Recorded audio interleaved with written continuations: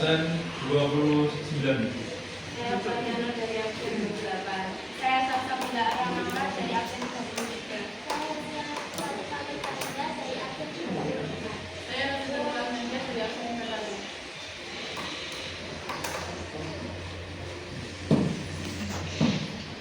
Pengertian resiko keuangan. Resiko keuangan atau resiko finansial adalah bentuk kerugian atau kehilangan uang dan barang berharga dari yang dialami oleh perorangan maupun perusahaan. Resiko ini muncul akibat keputusan keuangan yang kurang tepat atau faktor eksternal di masa depan. Contoh pada individu, dampak dari perkembangan teknologi dan penggunaan layanan jasa keuangan yang tidak baik. Contoh pada perusahaan, resiko likuiditas dan dampak transaksi dalam neraca keuangan. Pentingnya mengelola resiko keuangan pribadi. Tujuan utamanya adalah agar pengeluaran tidak lebih besar dari pendapatan atau menghindari prinsip besar pasak daripada tiang. Strategi alokasi dana yang disarankan. Yang pertama, mendahulukan menabung. Yang kedua, porsi ideal. Yang ketiga, pemanfaatan dana. Yang keempat, tabungan. Kelima, investasi. Dan yang terakhir, dana asuransi. Manajemen resiko keuangan pribadi. Banyak orang menghadapi masalah keuangan karena kurangnya pengetahuan dalam pengelolaan anggaran dan ketiadaan dana darurat. Manajemen resiko adalah kemampuan seseorang dalam merencanakan, mengelola, dan mengendalikan dana untuk menjaga stabilitas keuangan. Langkah-langkah manajemen resiko. 1. Mengidentifikasi resiko. Yang kedua, evaluasi resiko. Yang ketiga, pengendalian resiko. Yang keempat, pemantauan dan evaluasi. Dan yang kelima, kesimpulan.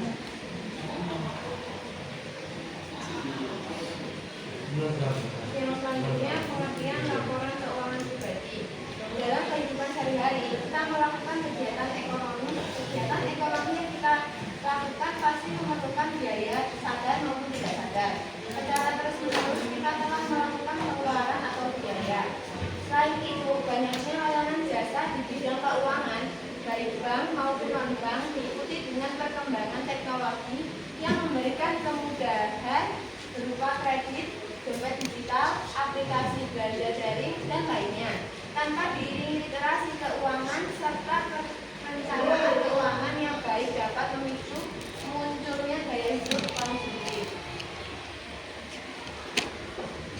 Perilaku konsumtif menjadi salah satu penyebab seseorang akhirnya kesulitan untuk memenuhi kebutuhan hingga terjerat utang. Perilaku konsumtif ini memiliki beberapa dampak negatif, yaitu A. Pengeluaran yang belanja yang tinggi padahal hanya untuk barang yang tidak penting. B. Keinginan belanja yang sulit dikontrol. C. Perilaku boros dan hedonisme yang mulai timbul serta sulit dikontrol. D. Adanya kecemburuan sosial melihat gaya hidup dan barang yang dimiliki orang lain sehingga menimbulkan keinginan untuk meniru dan membelinya. Perilaku konsumtif harus kita hindari dengan cara memantau pengeluaran dan pemasukan. Untuk bisa memantau pengeluaran dan pemasukan kita secara teratur mengenai transaksi-transaksi dalam keseharian, diperlukan yang namanya pencatatan keuangan pribadi. Laporan keuangan merupakan sebuah catatan penting agar dapat menganalisis pengeluaran dengan cermat. Laporan keuangan pribadi adalah dokumen yang memuat garis besar keadaan keuangan perorangan pada sesuatu periode tertentu. Membuat laporan keuangan pribadi adalah salah satu usaha untuk membantu dalam mencapai tujuan finansial dan mengelola dana secara bijak. Selanjutnya, cara menyusun laporan keuangan pribadi. Kenali kondisi keuangan pribadi atau keluarga. Maka pertama dari urutan membuat laporan keuangan adalah mengetahui terlebih dahulu kondisi finansial kita saat ini. Untuk memahami hal ini, kita bisa memulai dengan menanyakan pertanyaan-pertanyaan berikut. 1. Berapa total pemasukan tetap per bulan? 2. Apakah ada penghasilan tambahan seperti freelance, jualan online, penghasilan tambahan karena membantu usaha orang tua, dan lain-lain. 3. Berapa jumlah aset yang dimiliki, misalnya tabungan atau investasi. 4. Apakah punya hutang? Kalau iya, berapa jumlahnya dan berapa cicilannya? Tanda bahwa kita punya kekayaan adalah punya harta benda. Dalam hal ini, harta benda adalah sebagai berikut. 1. Semua uang dan barang berharga yang kita miliki. 2. Dapat dijual atau dijadikan tunai di masa depan dengan nilai yang bagus. B. Menyusun catatan penghasilan dan pengeluaran. Berapa banyak uang yang masuk dan keluar setiap bulannya. Pahami betul penghasilan dan pengeluaran Anda. Kemudian catat pada catatan khusus keuangan Anda. Untuk menyusun pengeluaran, susunlah sesuai dengan skala prioritas kebutuhan. Pahami betul pengeluaran Anda, apakah benar-benar dibutuhkan atau cuma keinginan saja.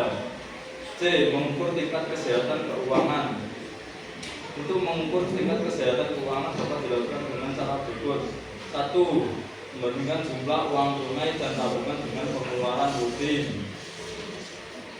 2. Membandingkan jumlah cicilan utang dengan penghasilan. 3. Membandingkan jumlah uang yang ditabung dengan penghasilan. D. Mengevaluasi tingkat kesehatan keuangan.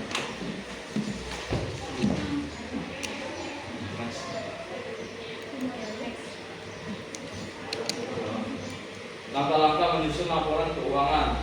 A. Identifikasi pemasukan dan pengeluaran.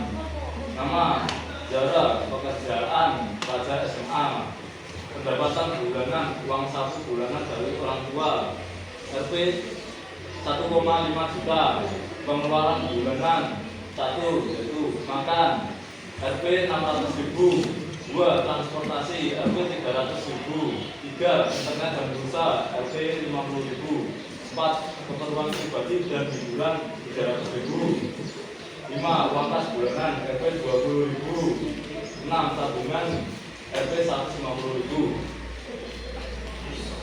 Dari data tersebut, kita bisa susun laporan keuangan daerah dengan format berikut. Dari tabel di atas, kita bisa tahu bahwa Zara memiliki sisa uang bulanan sebanyak Rp 80. Setelah semua kebutuhannya terpenuhi, termasuk tabungan, sisa uang ini dapat digunakan Zara sebagai dana darurat yang sewaktu-waktu bisa digunakan ketika ada keperluan mendesak. Misalnya harus membayar iuran kerja kelompok atau membeli bahan-bahan membuat prakarya.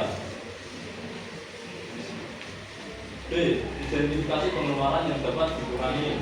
Dari contoh Zara di atas, pengeluaran terbesar ada di uang makan. Uang makan Zara adalah Rp 600.000 per bulan. Jika Zara membawa bekal ke sekolah, mungkin Zara bisa menghemat uang makannya. C. Strategi peningkatan kondisi keuangan. Saya mengidentifikasi pengeluaran Zara juga bisa membuat strategi sebagai berikut. 1. Meningkatkan tabungan dengan mengurangi pengeluaran untuk uang makan. 2. Menambah penghasilan dapat dilakukan dengan mencoba kerja. 3. Menggunakan Microsoft Excel membuat laporan keuangan yang lebih rapi. Pentingnya membuat laporan keuangan. Beberapa alasan kita perlu membuat laporan keuangan yaitu sebagai berikut. A. Agar kita tidak boros melalui laporan keuangan, kita bisa melihat kemana saja uang kita. Dengan menjaga daftar pengeluaran, kita bisa mengetahui pengeluaran mana yang berarti. B. Agar kita bisa menabung dan berinvestasi. Kalau kita tahu berapa sisa uang yang kita miliki setiap bulannya, kita bisa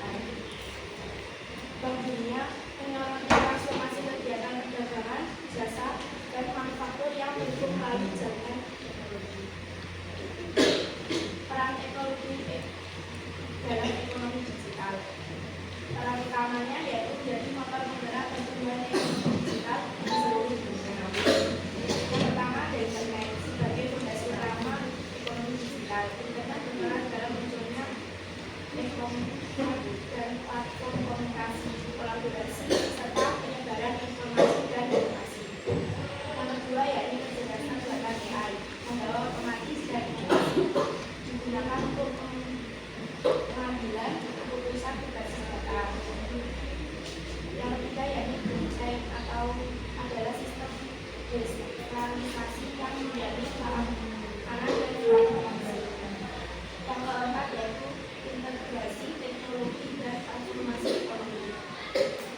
Penggabungan teknologi di atas menciptakan ekosistem baru, yaitu layanan keuangan yang cepat dan aman, distribusi barang yang tidak efisien menggunakan dan AI pengalaman belajar yang personal berbasis modern.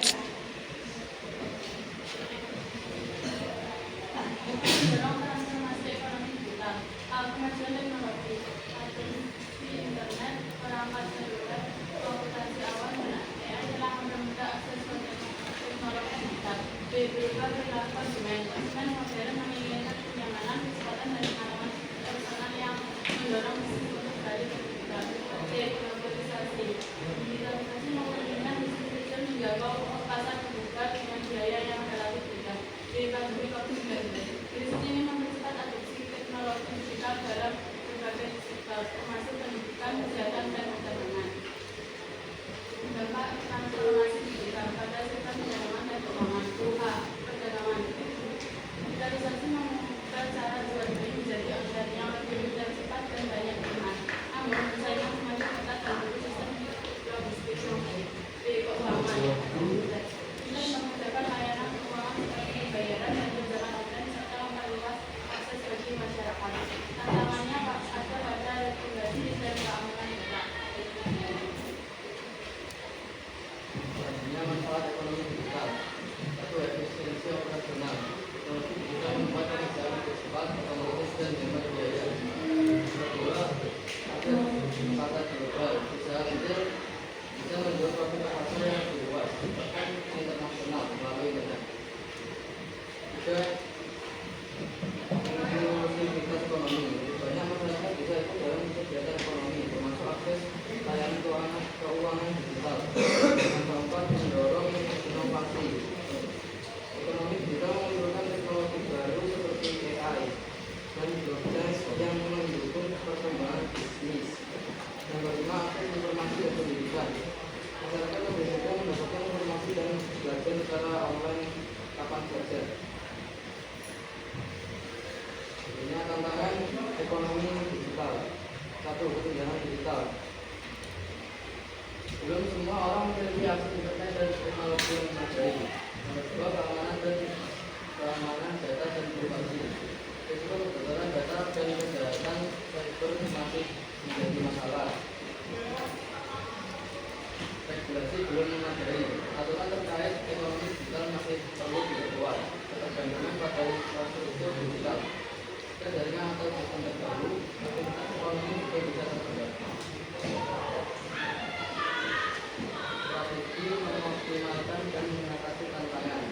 Untuk mengoptimalkan manfaat ekonomi digital dan mengatasi tantangan yang ada, diperlukan langkah strategi dari berikut. Satu, peningkatan akses teknologi. Dua, penguatan literasi digital. Tiga, regulasi yang fleksibel dan inovatif. Empat, pelatihan teknologi tenaga kerja. Lima, kolaborasi multi stakeholder.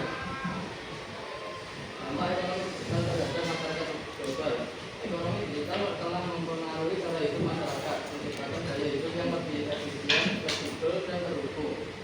Salah satu utama adalah transisi dari kehidupan konvensional yang bergantung pada interaksi fisik menuju kehidupan yang lebih digital dan terhubung secara daring.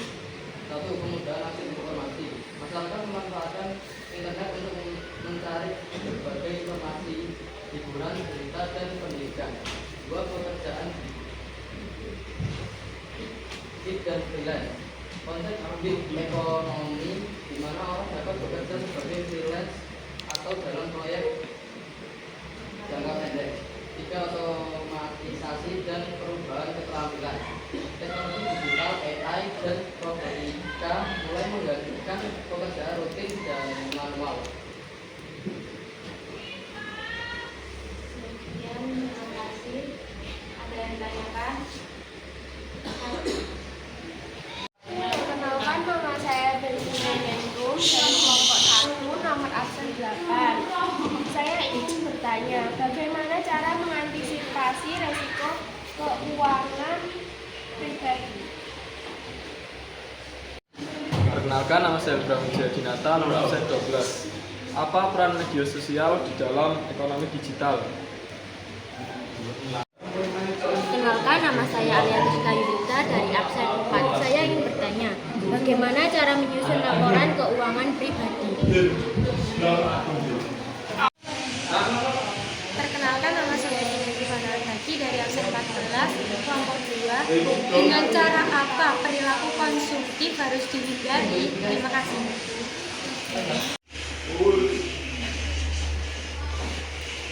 Baik, di sini saya akan menjawab pertanyaan dari Debbie.